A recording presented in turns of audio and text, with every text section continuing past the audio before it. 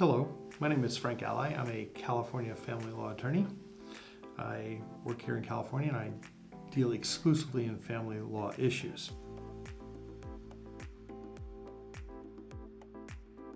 Now let's get started. Today we're going to do an episode called What Happens When Separate Property is Invested in a Community Asset? The short answer is the separate property contribution is going to be reimbursed if the parties divorce down the road. Let's talk about an example. An example is we have Fred and Wilma.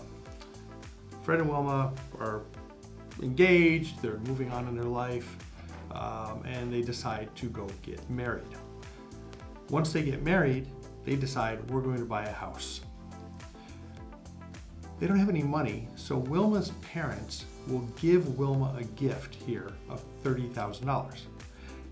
That $30,000 under Family Code Section 770 is a gift and considered Wilma's separate property. So right off the bat, we have Wilma and Fred buying a house, but Wilma's putting $30,000 of her separate property gifted to the house. When the couple gets divorced, Wilma will get that $30,000 back. Now, just a side note here, when I run into this in practical reality, a lot of times there's a factual argument.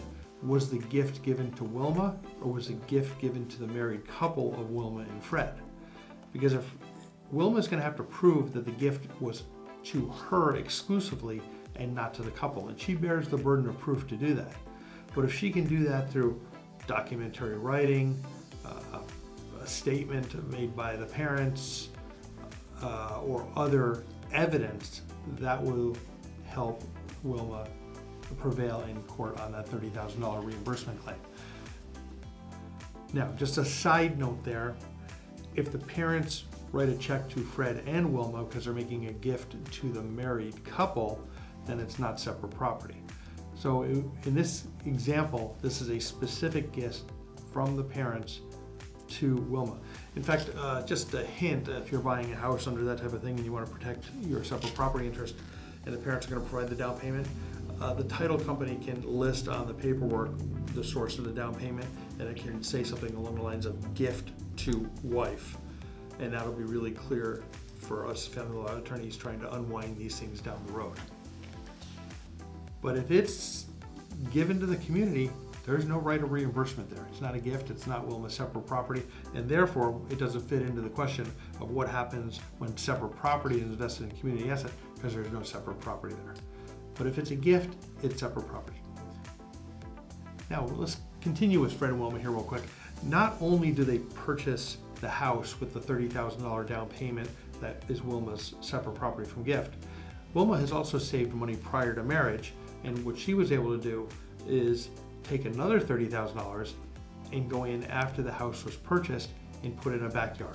Patio, hardscape, garden, raised bed gardens, the whole bit.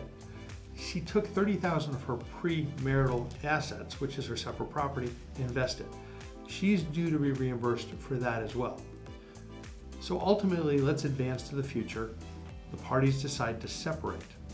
We have a house worth $500,000. We have a mortgage worth $300,000, so there's $200,000 of equity. Before we divide up that $200,000 in equity between Fred and Wilma, what we're going to do is we're going to pay Wilma back first.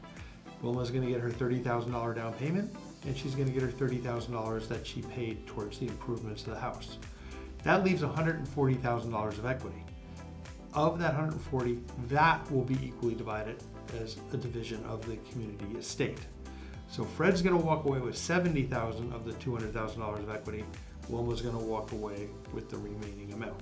I just want you to take a look at Family Code Section 2640. A link is also on the screen here as well. And it really talks about it fairly clearly. It says, 2640B says, the party shall be reimbursed for the party's contributions to the acquisition of property of the community property estate to the extent where the party traces the contributions to a separate property source. That's how 2640 works, and that's a way to get your money back when you make a separate property investment. Just another side note real quick, when you look at acquisitions to the contributions to the acquisition of property, It is clearly defined in 2640. I'm showing over here on the screen. It says contributions include down payments, payments for improvements, and payments that reduce the principal of the loan used to finance the purchase or improvement of the property, but does not include payments of interest on the loan or payments made for maintenance, insurance, or taxation of the property. That means if Wilma has taken her separate property funds to pay the PG&E bill or the utilities, she doesn't get that back.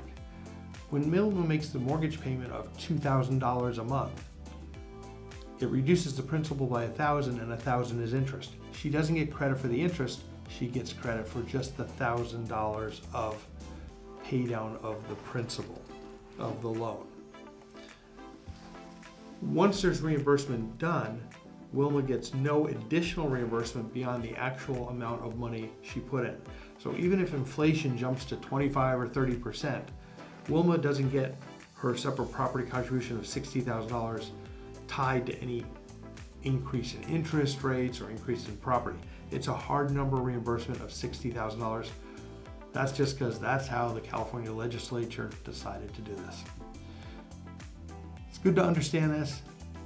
Keeps reimbursements as a math problem, keeps your costs down of litigating, and helps us to do a math problem really simple and get your divorce done less expensively. I'm Frank Ally. I'm your ally in California family law.